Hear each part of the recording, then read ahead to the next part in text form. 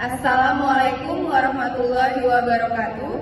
Kami akan mempresentasikan hasil kerja kelompok kami untuk menyelesaikan tugas mata kuliah statistik inferensial dengan dosen pengampu Bapak Prima Sadewa terkait estimasi parameter. Sebelumnya perkenalkan, kami dari kelompok 10 kelas 05 Sake 005. Perkenalkan, nama saya Fitria Deviani. Saya Dinda Nurmawida. Berikut materi yang akan kami sampaikan. Selamat menonton.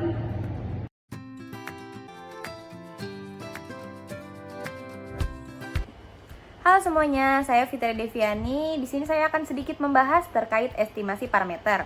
Estimasi parameter adalah pendugaan karakteristik populasi atau parameter dengan menggunakan karakteristik sampel atau statistik.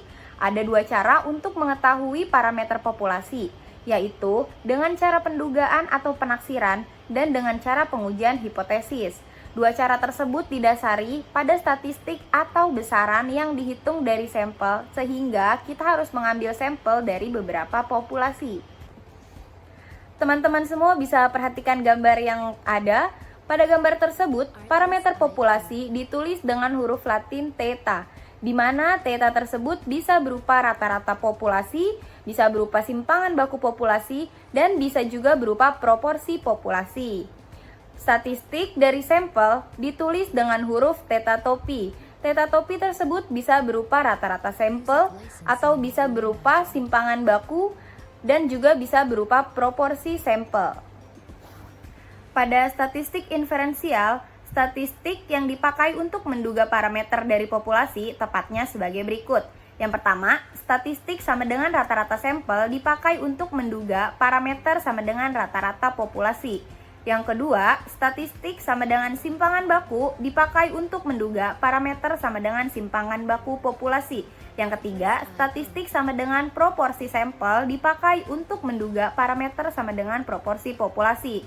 Pada hubungan tersebut dijelaskan bahwa statistik berperan sebagai penduga, sedangkan parameter berkedudukan sebagai sesuatu yang diduga. Statistik baru bisa dihitung setelah kita mengambil sampel secara berulang dari populasi. Selanjutnya adalah penduga yang baik. Tujuannya untuk memperoleh gambaran yang baik mengenai populasi. Maka statistik yang dipakai untuk menduga parameter haruslah merupakan penduga yang baik, yaitu penduga yang mempunyai 3 ciri sebagai berikut. Yang pertama, statistik merupakan penduga yang tak bias dari parameter, yaitu statistik sama dengan parameter. Artinya, harapan penduga statistik sama dengan parameter. Yang kedua, statistik merupakan penduga yang efisien. Artinya, bila ada lebih dari satu penduga, maka penduga yang efisien adalah penduga yang mempunyai variansi paling kecil.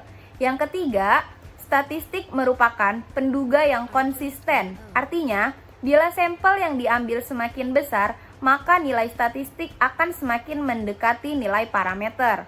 Sebagai gambaran, pandanglah gambar berikut ini yang berkaitan dengan 3 ciri penduga yang baik tersebut. Teman-teman bisa perhatikan kedua gambar tersebut. Penduga tak bias artinya penduga yang dengan tepat mengenai sasaran seperti yang ditujukan pada gambar 10.2. Sedangkan penduga bias artinya penduga yang tidak tepat mengenai sasaran atau disebut meleset seperti ditunjukkan pada gambar 10.2. Kalian bisa perhatikan gambar 10.4. Gambar tersebut merupakan penduga efisien. Pada gambar tersebut menunjukkan 3 penduga, yaitu statistik 1, statistik 2, dan statistik 3 yang diperoleh dari 3 sampel, di mana distribusi sampel 1 mempunyai variasi simpangan baku 2 dan 1, sampel 2 mempunyai variasi simpangan baku 2 dan 2, dan sampel 3 mempunyai variasi simpangan baku 2 dan 3. Oleh karena sampel 1 mempunyai variasi paling kecil, maka dikatakan statistik 1 merupakan penduga yang efisien. Sekarang, kalian bisa perhatikan gambar 10.5. Gambar tersebut merupakan penduga konsisten. Pada gambar tersebut menunjukkan bahwa ukuran sampel 1 yaitu N1 lebih kecil daripada ukuran sampel 2 yaitu N2 dan lebih kecil dari ukuran sampel 3 yaitu N3. Pada gambar tersebut terlihat bahwa makin besar ukuran sampel statistik, maka penduga statistik makin mendekati parameter dari populasi, di mana distribusi sampel konsisten bergerak ke kiri. Sebagai contoh, nilai rata-rata dari sampel berukuran N yang diambil secara acak dari populasi dengan rata-rata populasi merupakan penduga tak bias, karena rata-rata sampel sama dengan rata-rata populasi. Yang pertama, variansi simpangan baku sampel pangkat 2 dari sampel berukuran N yang diambil secara acak dari populasi dengan variansi simpangan baku populasi pangkat 2 merupakan penduga tak bias, karena simpangan baku sampel pangkat 2 sama dengan simpangan baku populasi pangkat 2. Hal tersebut artinya statistik sama dengan simpangan baku sampel pangkat 2 dan parameter sama dengan simpangan baku populasi pangkat 2. Yang kedua, nilai rata-rata dari sampel rata-rata yang diambil secara berurutan dari suatu populasi dengan rata-rata populasi merupakan penduga tak bias, karena nilai rata-rata sampel sama dengan rata-rata populasi. Di sini kita akan membahas pendugaan titik. Secara umum, statistik berikut ini merupakan penduga titik dari parameter populasi. Teman-teman bisa lihat ketiga rumus tersebut. Untuk rumus yang pertama adalah penduga titik untuk rata-rata populasi. Untuk rumus yang kedua adalah penduga titik untuk simpangan baku populasi pangkat 2. Rumus yang ketiga adalah penduga titik untuk nilai proporsi. Pada pendugaan titik, semakin dekat nilai penduga dengan nilai yang diduga, maka penduga akan semakin baik.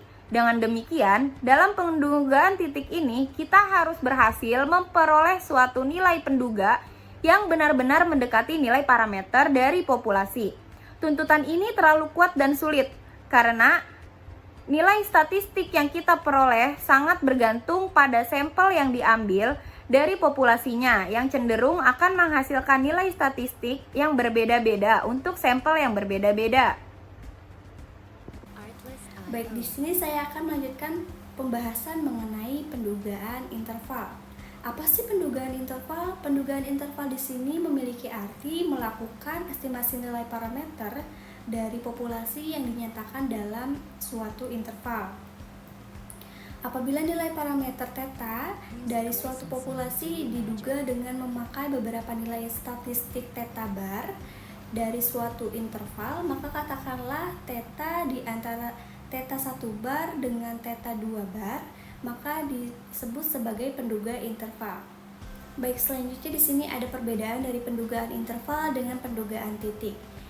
Pendugaan interval dengan pendugaan titik ini sangatlah berbeda, yang dimana pendugaan titik hanya memakai satu nilai theta saja, sedangkan pendugaan interval memakai lebih dari satu nilai theta, yang dimana interval tersebut berada dalam suatu batas atas dengan batas bawah tertentu. Dari segi penjelasan, pendugaan titik merupakan metode yang digunakan untuk memperkirakan populasi dengan menggunakan angka tunggal. Contohnya, ketika kita menggunakan rata-rata sampel untuk memperkirakan rata-rata populasi. Sedangkan populasi interval merupakan metode yang digunakan untuk memperkirakan parameter populasi dengan selang atau interval. Contohnya, ketika kita menghasilkan rentang yang mengandung nilai yang kita perkirakan akan memuat parameter populasi dengan tingkat kepercayaan tertentu. Baik, selanjutnya di sini ada tujuan dari pendugaan interval. Tujuan dari pendugaan interval yaitu menghasilkan perkiraan parameter populasi dengan memberikan batas atas dan batas bawah atau interval yang mengandung nilai yang diharapkan. Tujuan utama lainnya, yang pertama, pendugaan interval ini mengakui bahwa penilaian statistik tidak selalu tepat dan pasti. Yang kedua, dibandingkan dengan pendugaan titik, pendugaan interval ini memberikan informasi yang lebih lengkap dan lebih informatif. Lalu yang ketiga, pendugaan interval ini memberikan gambaran seberapa yakin kita terhadap perkiraan yang dihasilkan. Baik, selanjutnya di sini ada rumus dari pendugaan interval untuk proporsi populasi dengan tingkat kepercayaan 95%. Rumusnya ini yaitu P dalam kurung theta di antara 0 dengan 0,2 tutup kurung sama dengan 1 min alpha sama dengan 0,95, yang dimana P dalam kurung theta di antara 0 dengan 0,2 ini merupakan probabilitas yang proporsinya atau tetanya berada di antara 0 dan 0,2. Sedangkan 1 min alpha ini merupakan tingkat kepercayaan yang dimana dalam kasus ini di 95%, sedangkan alfanya ini merupakan tingkat signifikasi yang dimana dalam kasus ini merupakan 0,05. Baik, selanjutnya di sini ada contoh soal yang dimana sebuah partai politik ingin mengetahui proporsi penduduk di suatu daerah yang akan memilih mereka dalam pemilihan umum mendatang.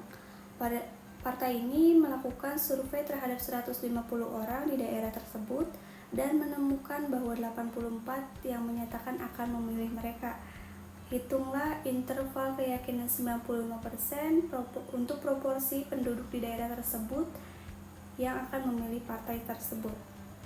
Baik, selanjutnya di sini penyelesaian mengenai contoh soal yang tadi sesuai dengan rumus sebelumnya, yaitu P dalam kurung theta antara 0 dengan 0,2 tutup kurung sama dengan 1 min alpha sama dengan 0,95, yang dimana langkah pertamanya ini menentukan statistik sampel.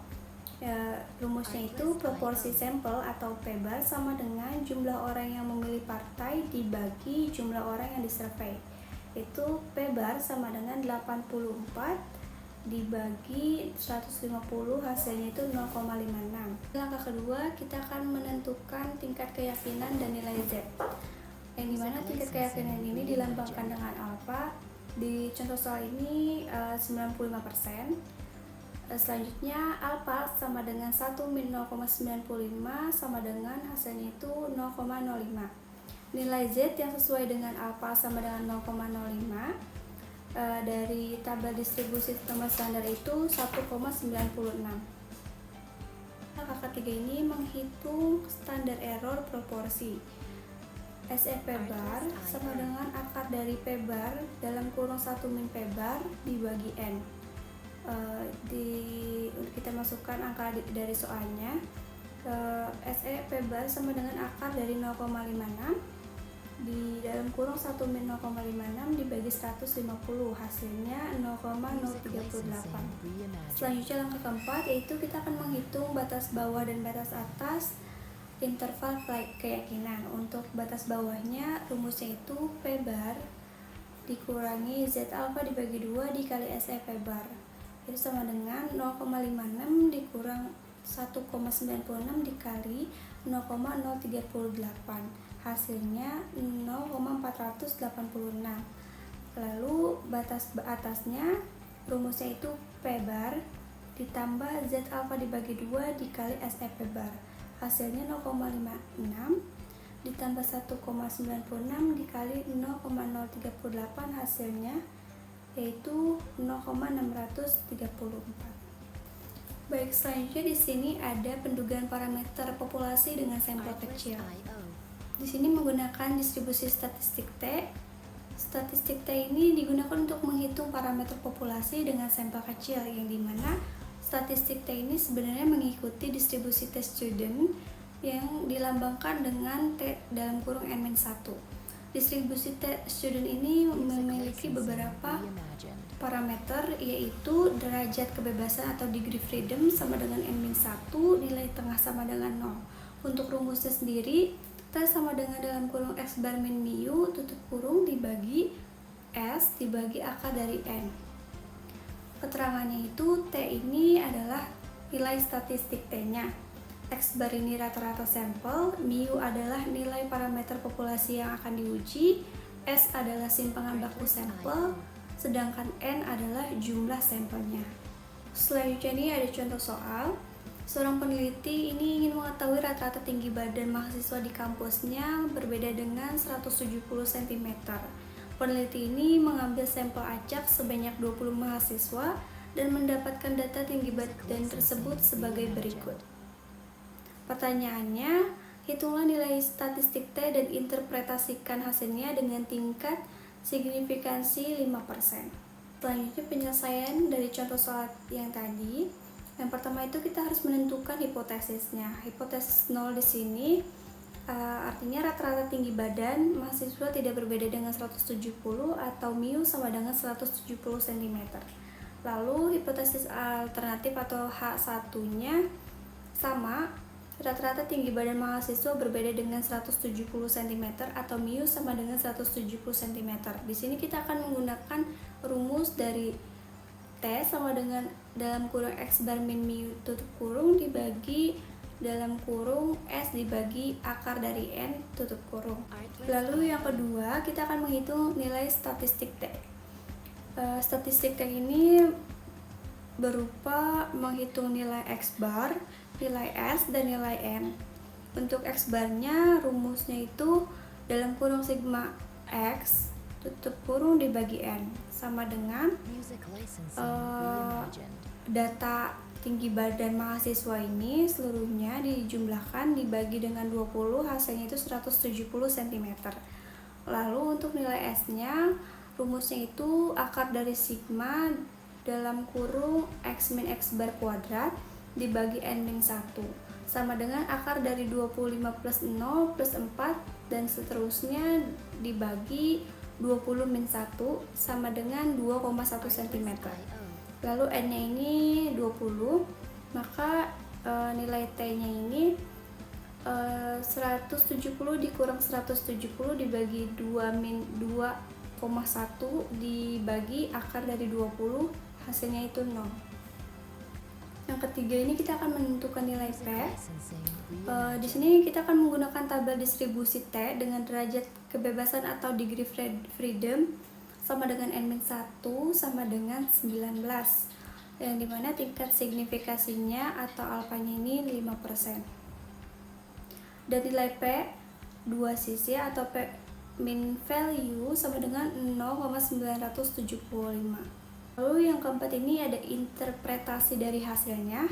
Karena P value ini 0,975 lebih besar dari alfa ya 0,05, maka kita gagal menolak H0-nya.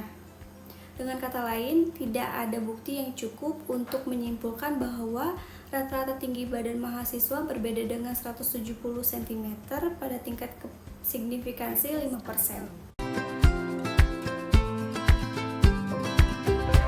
Sekian materi yang bisa kami sampaikan. Semoga bisa bermanfaat untuk kalian semua. Kurang lebihnya mohon maaf. Wassalamualaikum warahmatullahi wabarakatuh.